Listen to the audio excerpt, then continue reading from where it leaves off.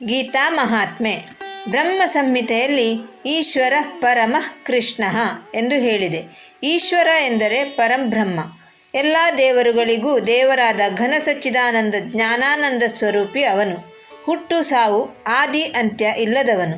ಎಲ್ಲರಿಗೂ ಆದಿಯಾದ ಅವನೇ ಜಗತ್ತಿನ ಸಕಲ ಚರಾಚರಗಳ ಸೃಷ್ಟಿಕರ್ತ.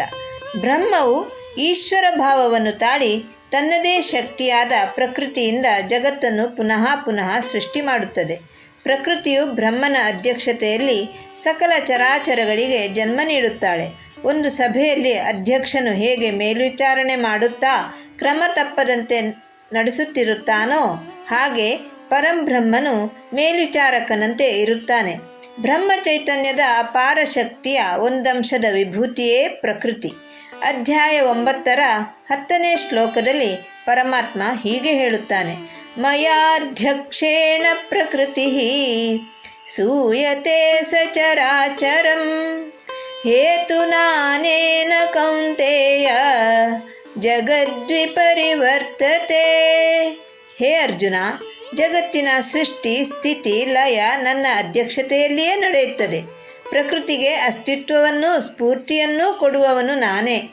ಸರ್ವಶಕ್ತನೂ ಸರ್ವಜ್ಞನೂ ಸರ್ವವ್ಯಾಪಿಯೂ ದಿವ್ಯ ಚೈತನ್ಯನೂ ಆದ ನನ್ನಿಂದಲೇ ಶಕ್ತಿ ಮತ್ತು ಸ್ಫೂರ್ತಿಯನ್ನು ಪಡೆದು ಪ್ರಕೃತಿಯು ಸಂಪೂರ್ಣ ಜಗತ್ತನ್ನು ಸೃಷ್ಟಿಸುತ್ತಾಳೆ.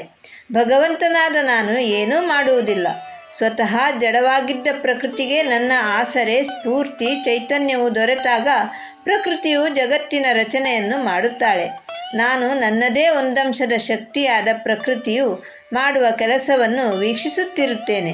ಇದೇ ಕಾರಣದಿಂದ ಜಗತ್ತಿನ ಸಂಸಾರವೆಂಬ ಚಕ್ರವು ಸುತ್ತುತ್ತಾ ಇರುತ್ತದೆ. ಜಗತ್ತೆಂಬ ಭಗವಂತನ ರಂಗಭೂಮಿಯಲ್ಲಿ ಪಾತ್ರಧಾರಿಗಳಾದ ನಮ್ಮನ್ನೆಲ್ಲ ನಿರ್ದೇಶಿಸುವವಳೇ ಪ್ರಕೃತಿ ಅಥವಾ ಮಾಯೆ. ಬ್ರಹ್ಮಾಂಡದ ಸೃಷ್ಟಿ ಮತ್ತು ಸಂಹಾರ ಎರಡನ್ನೂ ಭಗವಂತನೇ ಮಾಡುತ್ತಾನೆ. ಹೊಸದಾಗಿ ಕರ್ಮ ಮಾಡಿ ಪೂರ್ವಜನ್ಮದ ಕರ್ಮಶೇಷವನ್ನು ಕಳೆದು ಭಗವಂತನನ್ನು ಸೇರಲು ಮರುಜನ್ಮದ ಅಗತ್ಯವಿದೆ. ಕರ್ಮಭೂಮಿಯಲ್ಲಿ ತಮ್ಮ ಕರ್ಮ ಮಾಡಿ ಜನ್ಮ ಸವೆಸುವ ತನಕ ಈ ಸಂಸಾರ ಚಕ್ರದಲ್ಲಿ ಮತ್ತೆ ಮತ್ತೆ ಸುತ್ತುತ್ತಾ ಇರಬೇಕಾಗುತ್ತದೆ. ಸಂಸಾರ ಚಕ್ರವನ್ನು ತನ್ನ ಹಿಡಿತದಲ್ಲಿಟ್ಟುಕೊಂಡು ಸಕಲ ಚರಾಚರಗಳನ್ನು ನಿರಂತರ ಕರ್ಮ ಮಾಡುವಂತೆ ಪ್ರೇರೇಪಿಸುವವಳೇ ಆ ಪ್ರಕೃತಿ ಎಂಬ ಮಾಯೆ. ಹರಿ ಓಂ.